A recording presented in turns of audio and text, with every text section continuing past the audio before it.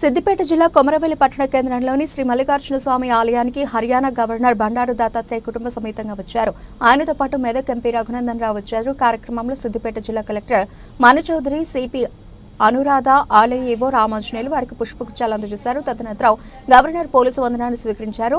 దాని తర్వాత ఆలయ అధికారులు, పూజారులు పూర్ణకుంభంతో గవర్నర్ ని ఆలయంలోకి ఆహ్వానించారు. ఆలయంలో పూజారుల ఆశీర్వాద వచనాలతో పూజా కార్యక్రమాల అనంతరం పట్నం వేసి మొక్కులు చెల్లించుకున్నారు. ఇంకా కార్యక్రమంలో పోలీసు సిబ్బంది, బీజేపీ నాయకులు, కార్యకర్తలు పెద్ద ఎత్తున పాల్గొన్నారు.